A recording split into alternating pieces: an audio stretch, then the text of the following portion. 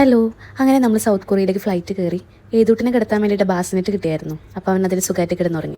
അങ്ങനെ നമ്മളൊരു മൂവിയൊക്കെ കണ്ട് എല്ലാം സെറ്റായി സൗത്ത് കൊറിയയിൽ ലാൻഡ് ചെയ്തപ്പോൾ തന്നെ നമ്മൾ കണ്ടത് ഇങ്ങനത്തെ ഒരു സംഭവമായിരുന്നു. എന്താണെന്ന് നമുക്ക് വലിയ ഐഡിയ ഇല്ല.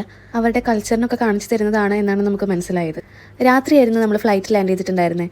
അങ്ങനെ നമ്മൾ കാറിൽ കയറി എയർപോർട്ടിന് പുറത്തിറങ്ങിയപ്പോൾ തന്നെ സത്യം പറഞ്ഞാൽ ക്ലൈമറ്റിൻ്റെ ആ ഒരു ഡിഫറൻസ് മനസ്സിലായി. നമ്മൾ കേരളത്തിൽ നല്ല ചൂടിന്ന് അവിടെ എത്തിയത് നല്ല തണുപ്പുള്ള സമയത്തായിരുന്നു. പിന്നെ വലിയ വലിയ ബിൽഡിങ്ങുകളും ലൈറ്റുകളും എല്ലാം കാണാൻ നല്ല ഭംഗിയുണ്ടായിരുന്നു. അന്ന് രാത്രി നമ്മൾ അവിടെ എത്തി സുഖമായി കിടന്നുറങ്ങി. പിറ്റേ ദിവസത്തേക്ക് ഞാൻ പ്ലാൻ ചെയ്തിട്ടുണ്ടായിരുന്നു കൊറിയയിൽ എത്തിക്കഴിഞ്ഞാൽ പ്രഗ്നൻസി റിവ്യൂ നമുക്ക് അവിടെ നടത്തണം എന്നുള്ളത്. ആരോടും നമ്മൾ പറഞ്ഞിട്ടുണ്ടായിരുന്നില്ല പ്രഗ്നൻ്റ് ആണെന്നുള്ളത്. പിന്നെ അതിന് വേണ്ടിയിട്ട് ഞാനൊരു ഡ്രസ്സ് തന്നെ കൈപ്പിടിച്ചിട്ടുണ്ടായിരുന്നു. വീഡിയോ എടുക്കാൻ പറ്റിയ സ്ഥലമായിരുന്നു. ഏതൂട്ടിനാണെങ്കിൽ അവിടെ ഫുൾ ഓടി കളിക്കായിരുന്നു. അവനെ പിടിക്കലായിരുന്നു പിന്നെ എൻ്റെ മെയിൻ പണി. അവിടുന്ന് നമ്മൾ നേരെ വീണ്ടും റൂമിലോട്ട് എത്തി സുഖമായി കിടന്നുറങ്ങി. കാരണം കുറച്ചും കൂടി ക്ഷീണം മാറ്റാനുണ്ടായിരുന്നു. പിന്നെ ഹാലോവിൻ്റെ ടൈം ആയിരുന്നതുകൊണ്ട് നമ്മുടെ ഹോട്ടലിലൊക്കെ ഹാലോവിൻ തീം വെച്ച് നല്ല രസമായിട്ട് സെറ്റ് ചെയ്തിട്ടുണ്ടായിരുന്നു. ഏതിട്ടുണ്ടാണെങ്കിൽ ഇതൊക്കെ കണ്ടിട്ട് ഭയങ്കര എക്സൈറ്റഡ് ആയിട്ട് അതിന് ചുറ്റും കിടന്ന് ഓടുമായിരുന്നു.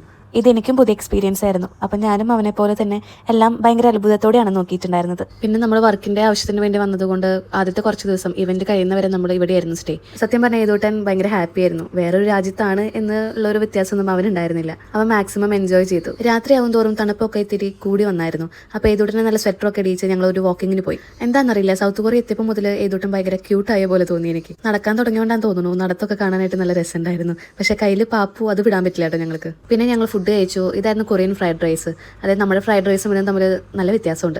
ആദ്യം കഴിച്ചപ്പോഴൊന്നും അത്ര ഇഷ്ടമായില്ല, പക്ഷേ ഓരോ വട്ടം കഴിക്കും തോറും ഇഷ്ടപ്പെട്ടു തുടങ്ങി. പിന്നെ പ്രോൺസ് അത് നല്ല ടേസ്റ്റ് ഉണ്ടായിരുന്നു കേട്ടോ. ഇത്ര തണുപ്പൊക്കെ ഞാൻ ആദ്യമായിട്ടാണ് എക്സ്പീരിയൻസ് ചെയ്യണത്. അപ്പോൾ വായക്കൂടെ പുകയൊക്കെ വരുന്നുണ്ടോ എന്ന് നോക്കായിരുന്നു.